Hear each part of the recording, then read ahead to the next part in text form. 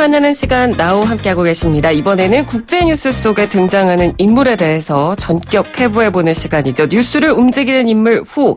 오늘도 르몽드 디플로마티크 발행인인 성일권 박사와 함께합니다. 박사님 안녕하세요. 네, 안녕하십니까. 네, 오늘 저희가 알아볼 인물 누군지 먼저 주제 뉴스를 듣고 이야기를 나눠보도록 하겠습니다.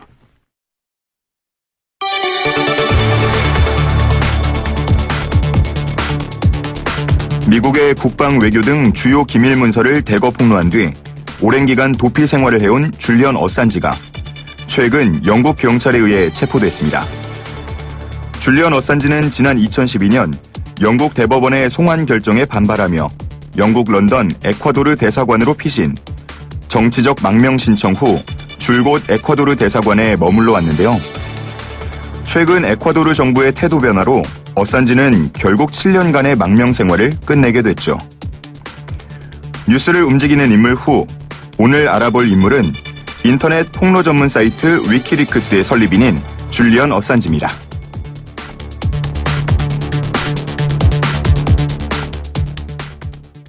네, 저희가 오늘은 위키리크스의 창업자인 줄리안 어산지에 대해서 이야기를 나눠보도록 하겠습니다. 2007년에 전 세계의 뉴스 헤드라인을 장식할 만큼 정말 큰 이슈를 몰고 온 인물이었는데요.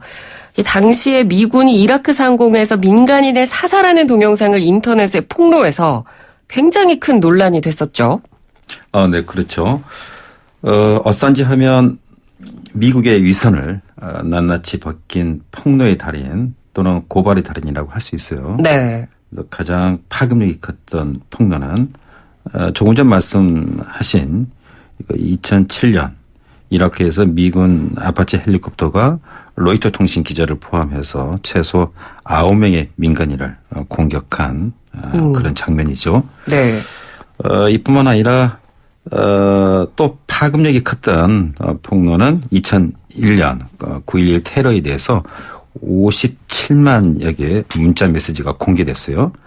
당시 알카에다 등 테러 단체에 대한 미 정부의 대책이 적나라하게 이제 드러나고, 네. 또 이외에도 이라크 바그다드에 배치된 미 육군 정보 분석병이었던 브래들리 매닝. 이제 이 매닝이 이제 그 아까 말씀하신 그 아파치뿐만 아니라 여러 이런 것을 이제 많이 내부 고발.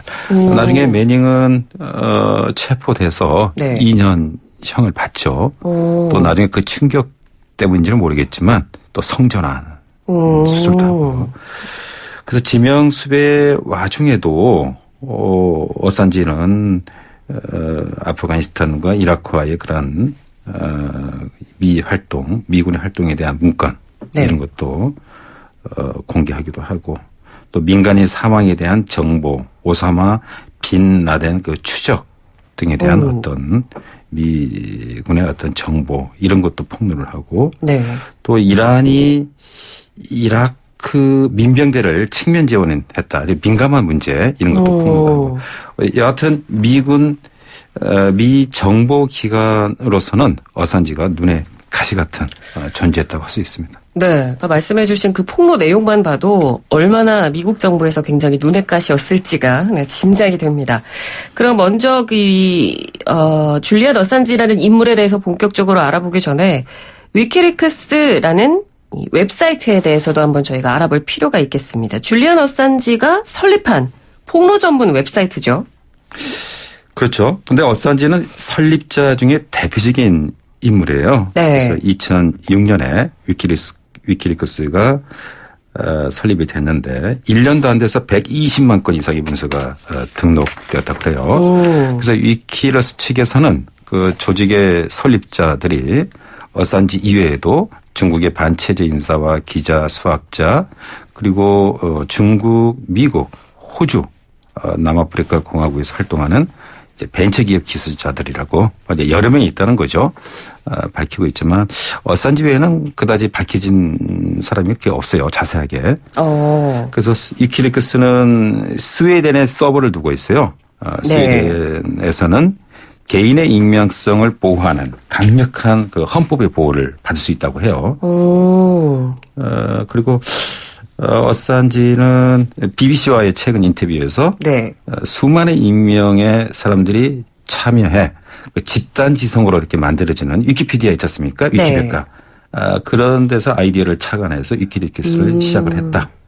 주로 익명 제보에 의존하지만 철저한 이 검증 시스템을 통과한 정보만이 사이트에 올려진다라고 얘기를 해요. 네. 그러니까 단순히 공개된 내용이나 이렇게 소문은 다루지지 않고요.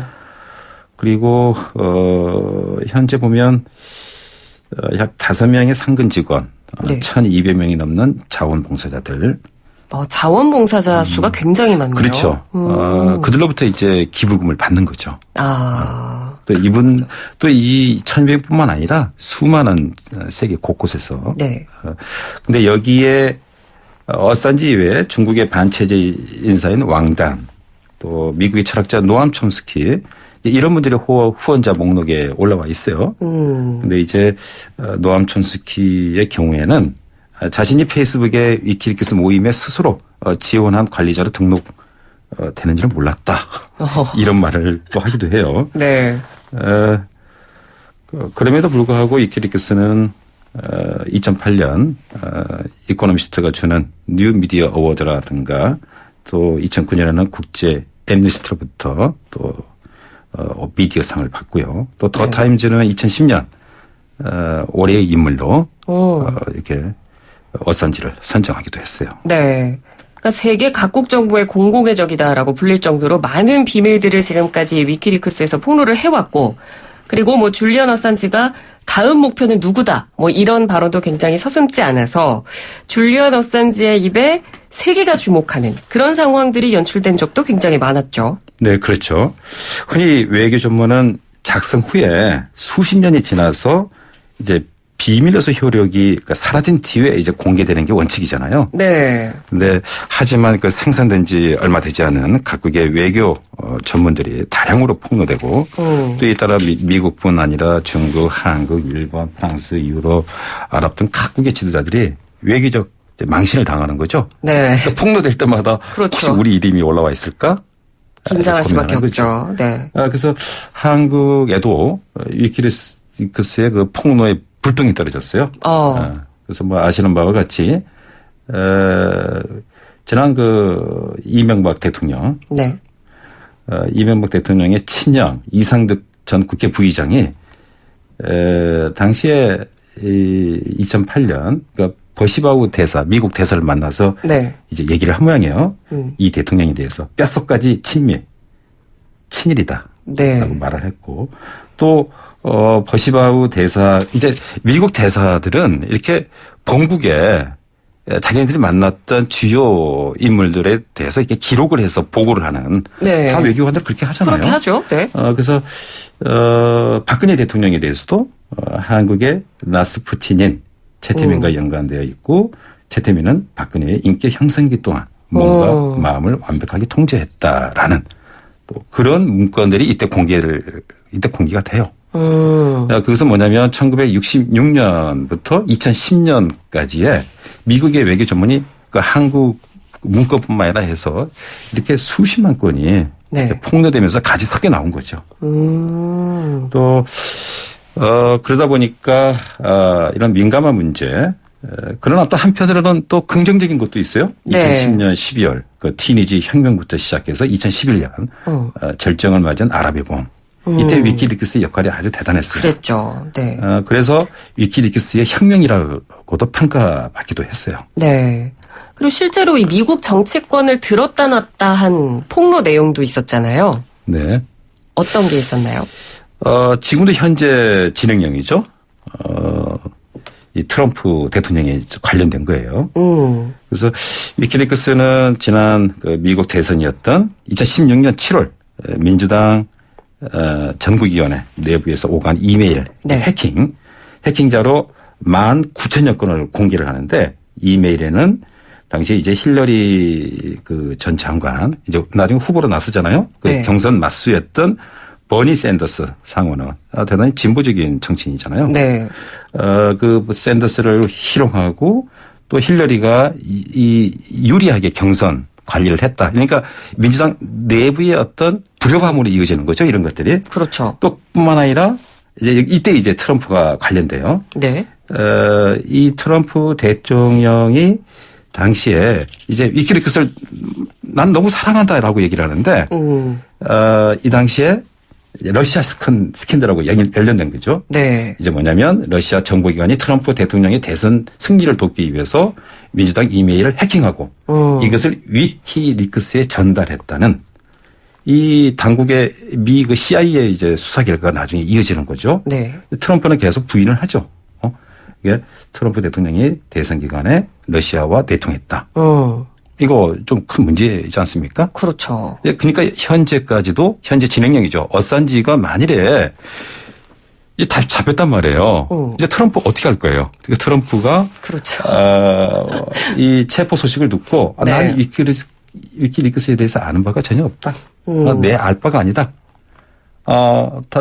그 전에 위키리크스 사랑해요, 어산지 사랑해요 했던 사람이 이렇게 네. 배신을. 네. 그래서 만일에 어산지가 미국에 인도되면 이제 가까스로 러시아 스캔들의 어떤 그 게이트에 불을 껐던 것이 다시 재점화되지 않을까. 그렇죠. 그래서 이제 트럼프가 이제 선을 긋는 네. 무관하다. 이제 그런 분석이 나오고 있습니다. 네. 그래서 또 지금 요즘 줄리안 어산지란 인물에 대해서 다시 한번 주목을 전 세계가 하고 있는 거고요. 그러면 이제 저희가 위키리크스에 대해서는 이 정도로 이야기를 하고 줄리안 어산지라는 인물에 대해서 본격적으로 좀 얘기를 해보도록 하겠습니다. 세간의 평가 역시 극과 극입니다. 범죄자냐 아니면 박해받는 혁명가냐. 굉장히 반응이 반반으로 나뉘는 사람이죠. 네, 그렇죠. 이번 어산지가 체포된 이후에도 각국의 반응도 엇갈립니다. 네. 러시아에서는 민주주의 손이 이 자유의 목을 조르고 있다. 이 말은 뭐냐면 러시아 측에서는 계속해서 이 미국에서 반대하잖아요. 네. 그러니까 어산지에 대해서 상당히 높이 평가하는 거예요.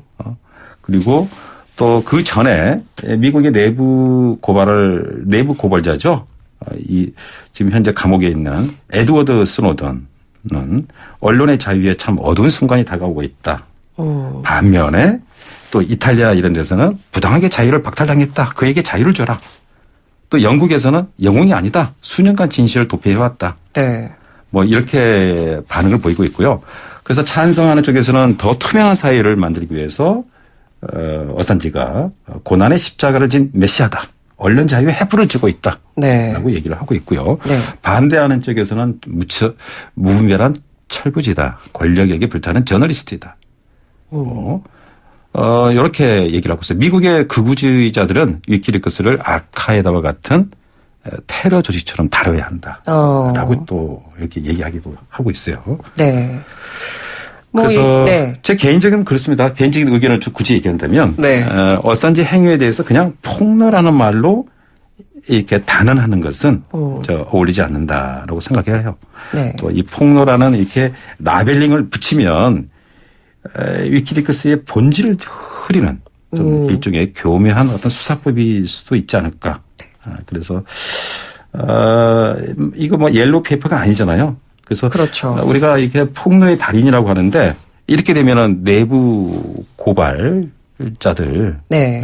앞으로 우리가 이런 거 계속 격려하고 해야 되는데 네. 위축될 수밖에 없죠. 그래서 우리나라에서도 뭐 내부 고발자라는 단어를 좀 쓰지 말아야 된다라는 분위기도 있고요. 이 폭로라는 단어가 주는 한계성이 있기 때문에 네, 그런 부분에 대해서 지적을 해주신 것 같습니다. 뭐 아무튼 영국에서 이렇게 어산지가 체포가 되면서 결국 7년간의 망명 생활에는 마침표를 찍게 됐습니다. 영국 런던에 있는 에콰도르 대사관이 7년 동안 어산지를 잘 돌봐주다가 그럼 왜 갑자기 영국 경찰에게 어산지를 넘기게 된 걸까요? 네, 그 에콰도르는 바로 불과 1년 전만 해도 이 반미 중남미에서 반미 정권의 그 핵심 지역이었어요. 예. 라파엘 코레아 전 대통령이 이제 그동안 어산지를 케어해 준 거죠. 이제 그러나 이번에 그 선거에서 그 중도 성향 미국의 지지를 받은 모레노 대통령이 취임하면서 이제 에콰도르 정부가 이제 더 이상 망명자 신분을 보여줄 수 없다. 네. 전격 처리한 거죠.